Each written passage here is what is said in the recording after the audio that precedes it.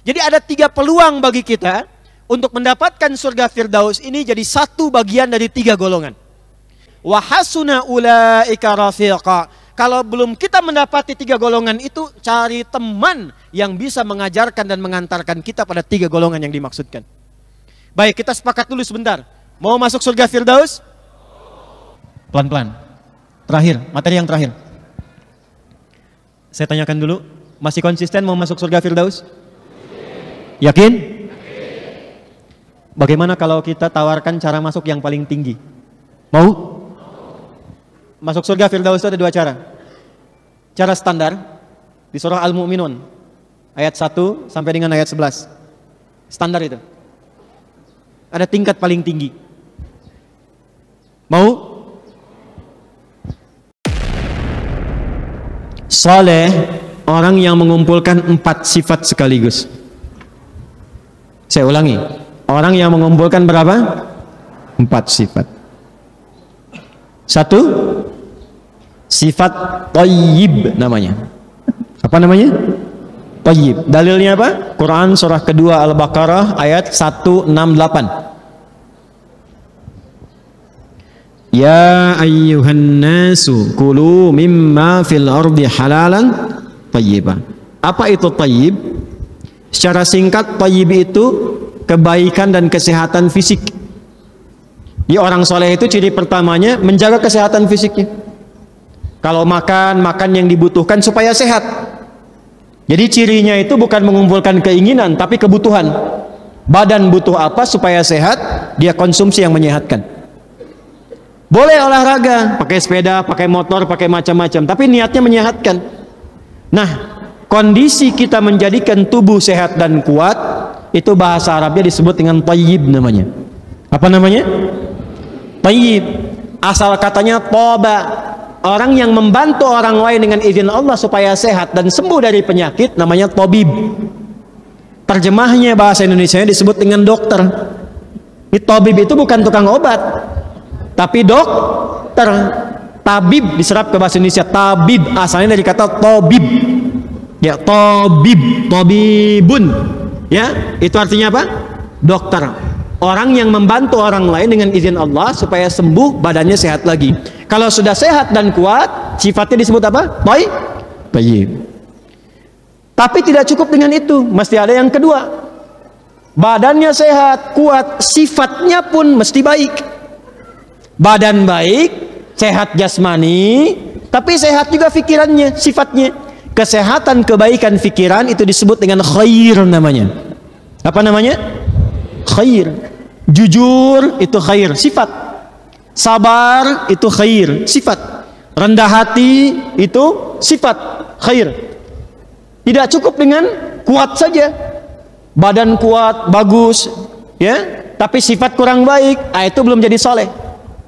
Kan ada yang thayyib namanya, badannya sehat, kuat, tapi kan dia 2 kali puasa, 2 kali lebaran nggak pulang-pulang kan? Ya, dan dia nggak ngasih kabar gitu kan?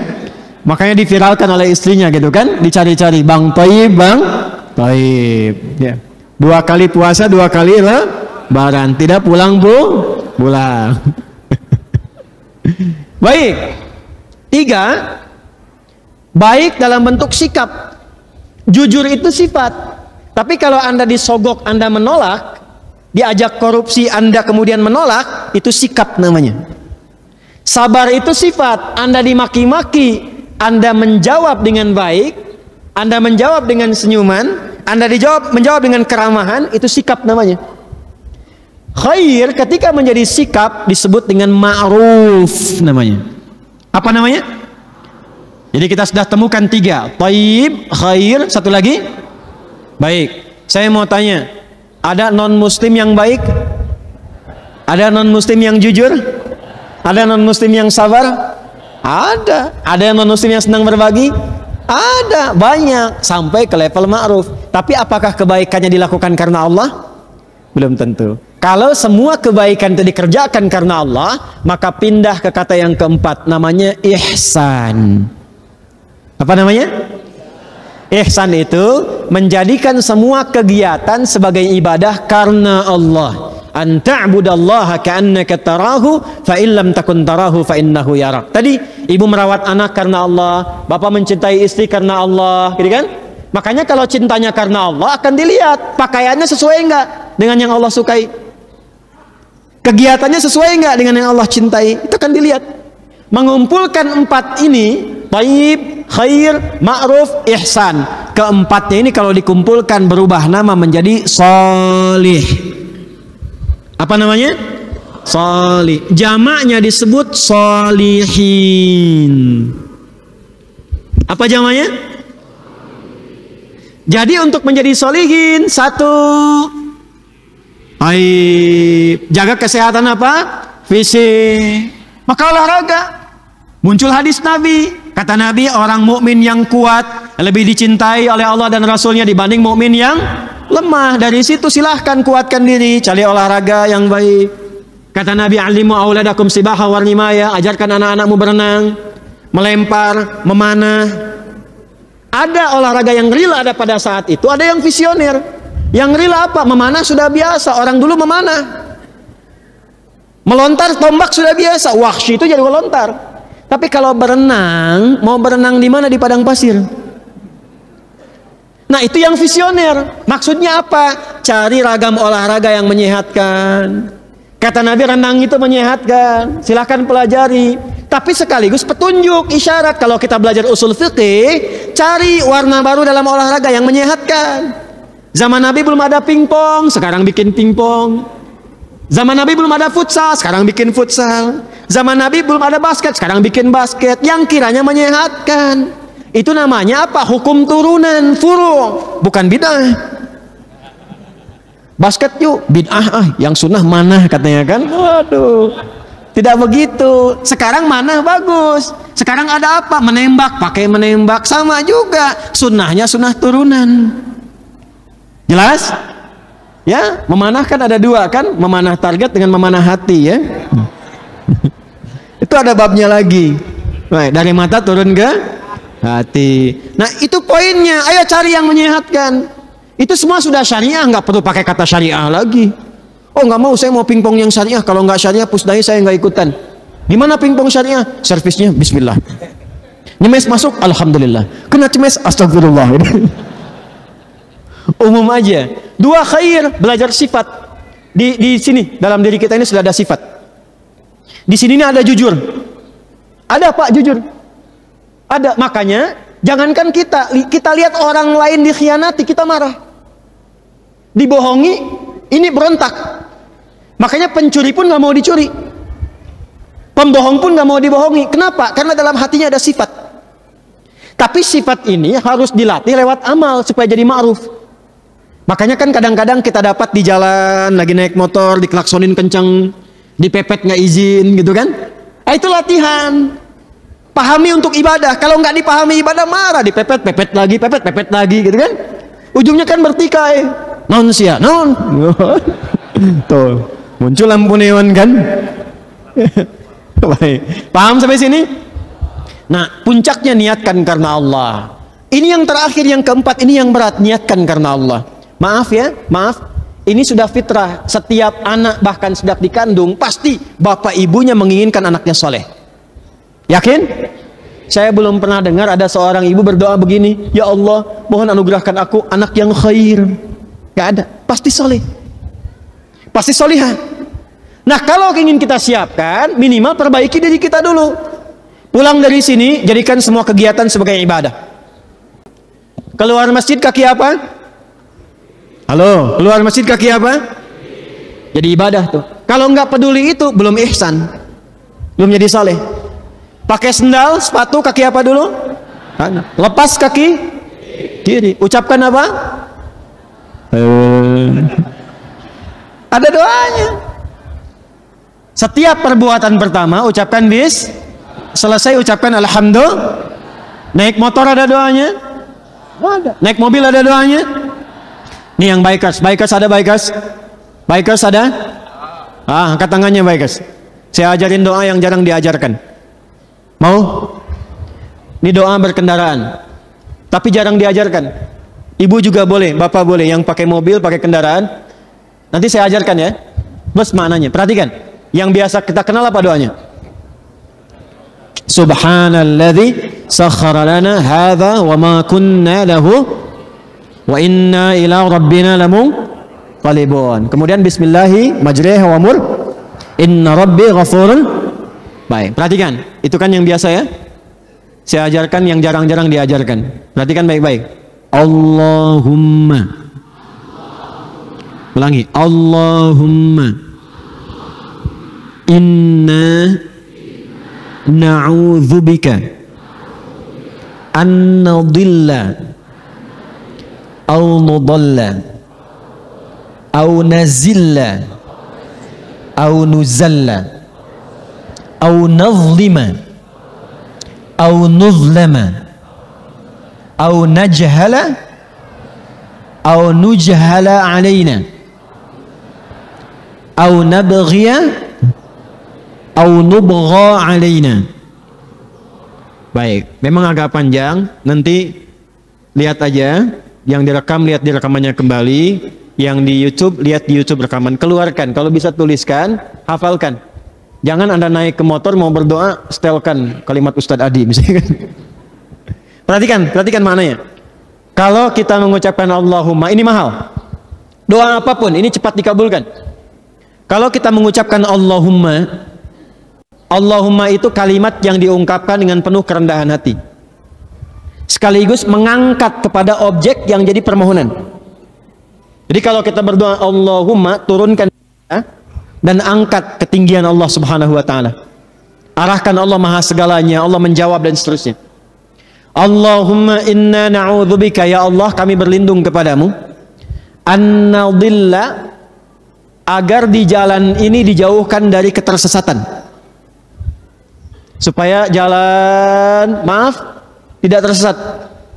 Tersesat itu ada dua. Tersesat di peta jalan. Kadang-kadang udah ngikutin maps kan, Google, tahu-tahu pinggir gunung gitu kan. Jalan tercepat, dia nggak teruskan menuju kematian, ya kan? Pinggir gunung, pinggir jurang kan, tahu ada jalan besar dibelokin, ternyata nyewatin lembah kan. Baik, bisa terjadi demikian. Atau tersesat itu dibawa kepada maksiat. Maaf ya. Maaf dengan kalimat ini. Perjalanan kita itu kadang-kadang mengarahkan pada hidayah, taat, atau maksiat. Contoh pada hidayah. Anda pernah pulang dari kantor, tapi tiba-tiba jalannya lewat masjid pas waktu azan, pernah? Pernah? Pertanyaan saya, kenapa Anda oleh Allah dilewatkan ke situ? Bisa saja Anda berputar cari jalan lain.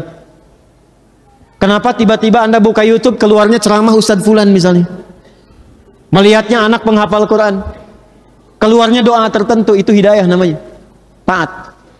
Tapi yang bahaya, perjalanan yang kadang-kadang tidak disadari mengantarkan kepada maksiat. Dan ini kadang-kadang nggak disadari. Ketemu teman, jalan yuk, kemana? Pokoknya jalan aja ikut. Tiba-tiba ke tempat yang tidak disukai oleh Allah Subhanahu wa ta'ala. Nah, untuk memohon kepada Allah agar dihindarkan dan punya kemantapan hati menolak yang demikian, kalimatnya tadi, an-nadilla au nudalla, atau disesatkan oleh orang lain. Pernah tanya alamat, tiba-tiba makin jauh. Nah, doanya tadi. Dua, au nazilla au nuzalla, supaya tidak tergelincir atau digelincirkan oleh orang lain. Pernah naik kendaraan di musim hujan, jalannya licin atau padat? Ada yang kepleset?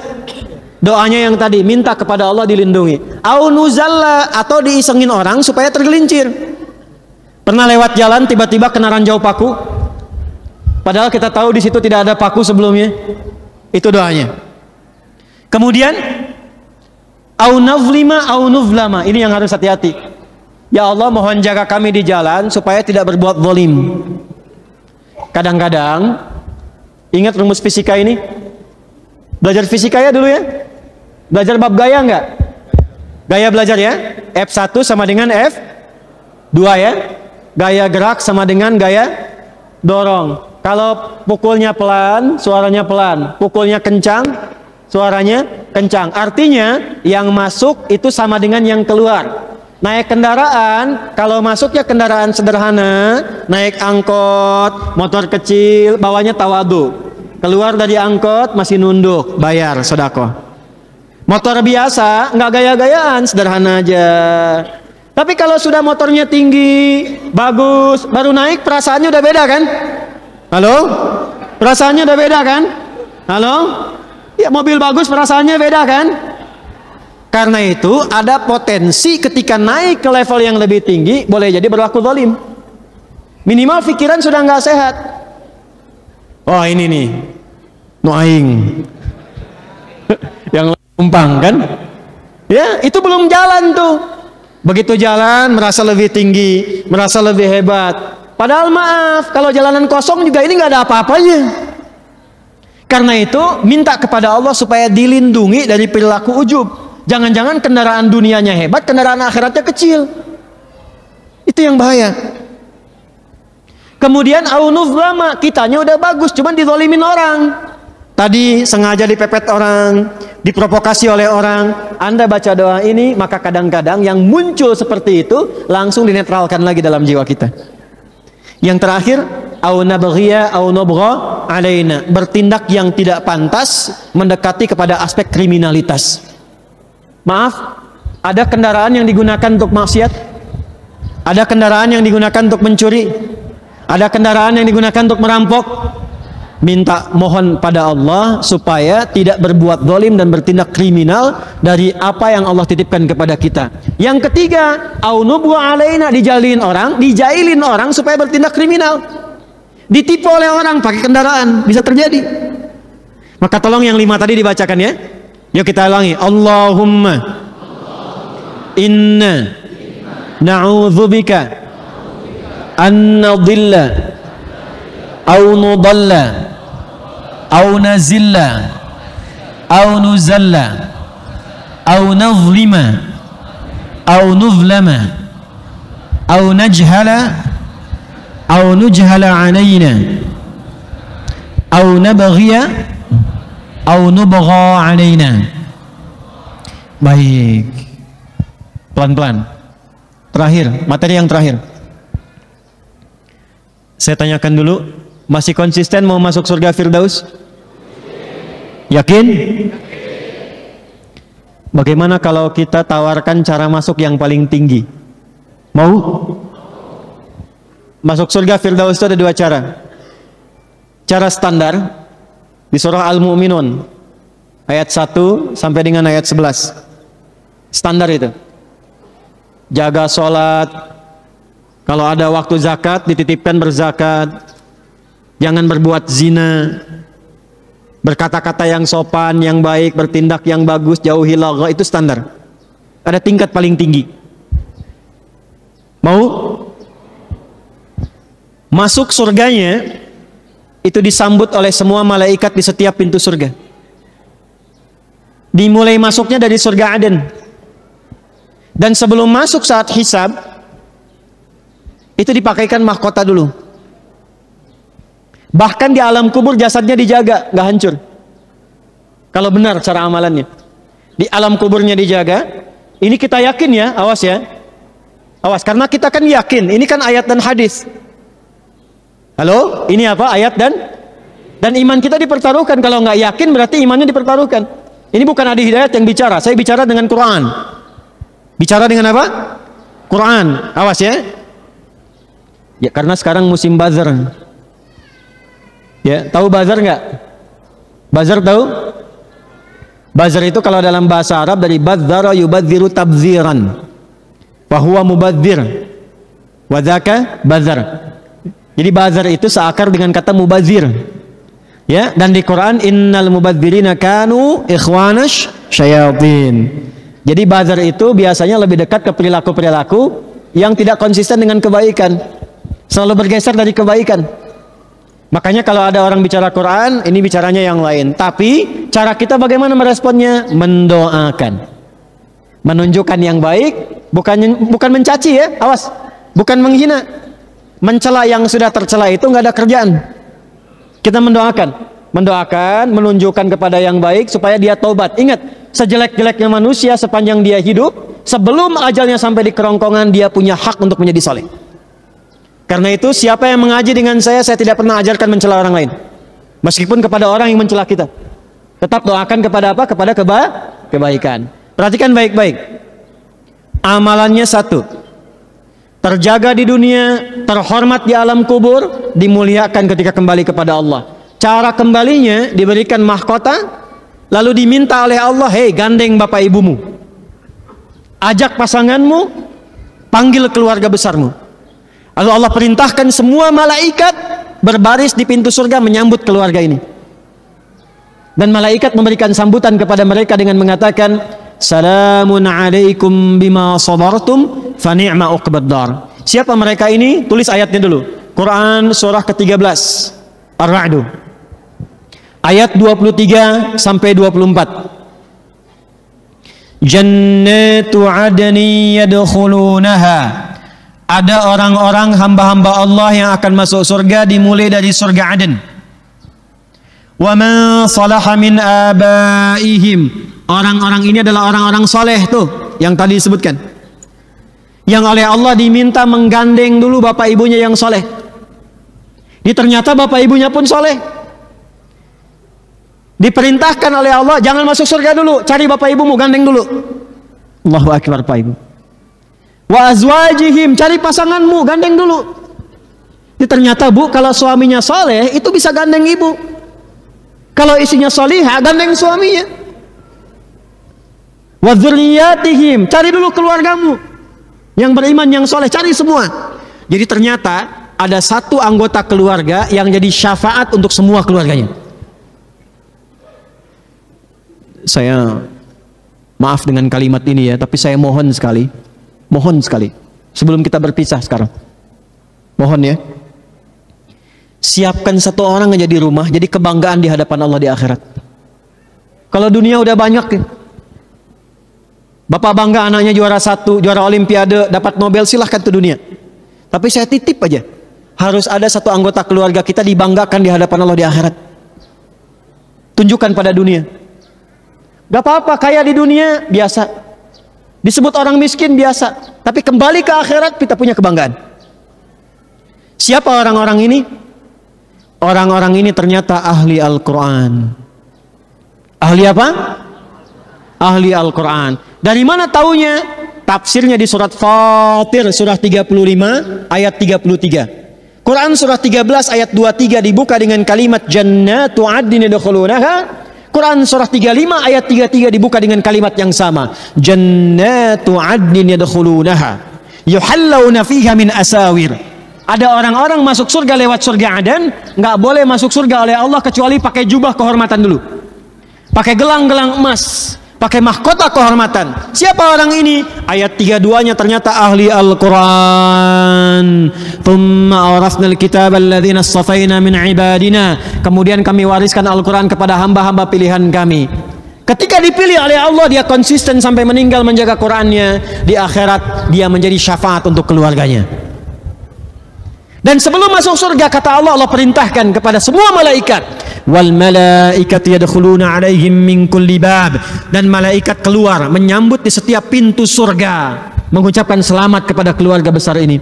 Salamun alaikum bima sabartum fa ni'ma uqbaddar. Selamat, kata Allah, sampaikan pada malaikat. Malaikat ucapkan selamat, kata para malaikat, selamat, Anda sabar saat di dunia, sabar mengamalkan satu amalan ini. Silahkan nikmati surga yang telah disiapkan, tempat terindah yang belum pernah dijamah.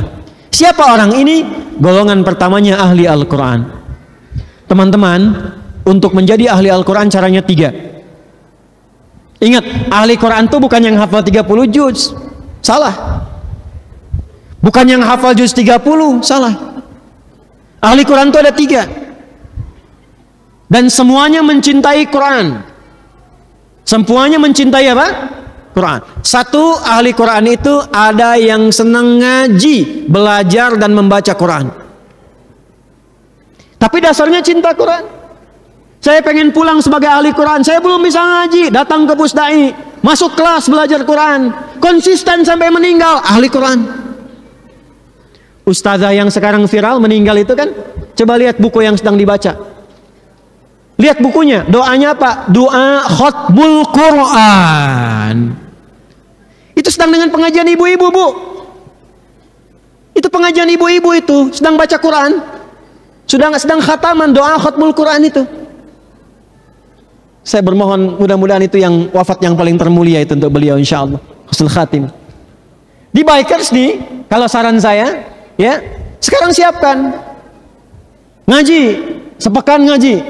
Datang, belajar nggak apa-apa, jangan malu. Untuk kebaikan itu jangan malu. Malu itu kalau maksiat, sombong malu, riya malu, jumawa itu malu, diajak korupsi malu, diajak ngaji jangan malu. Nggak apa-apa sekelas sama anak TK sama anak SD, nggak apa-apa. Pulang-pulang ngajak naik motor kan, sambil ngaji sambil hafalan. Ada viral kisah, tahu Muaz? Muaz itu di Mesir. Bapaknya biker, cuman motornya nggak sebagus Anda itu. Motor biasa. Apa bahasa Rusianya tuh? Butut ya? Itu. Ya, orang menyebutnya motor butut. Tapi apa? Dia jadikan itu sebagai kendaraan surga, road to jannah. Anaknya pengen minta menghafal Quran. Matanya buta, kata orang. Tapi saya selalu mengistilahkan ditutup dari maksiat, sehingga ringan hisabnya. Mata buta pengen hafal bapaknya. Guru yang mengajarkannya 20 kilo kurang lebih jaraknya. Maka apa yang terjadi? Bapaknya modifikasi motornya supaya mudah digunakan, lalu berangkat ke tempat menghafal, konsisten diantarkan bolak-balik. Setiap pulang, bapaknya nulis lagi ayat, disimpan di dashboardnya. Ini kisah nyata teman-teman. Kisah nyata. Di anaknya kalau pulang surat apa, nanti diantarkan, bapaknya nulis lagi. Disimpan di dashboard, di perjalanan, diperdengarkan anak baca. Bapak lihat ke depan, lihat ayat, lihat ke depan, lihat ayat. Singkatnya, tibalah waktu itu. Selesai hafalan, anaknya hafal Quran, bapak yang mengantar, nggak hafal. Anaknya yang divonis buta, hafal. Hafal Qurannya, tajwidnya, makhrajnya sempurna seperti syekhnya.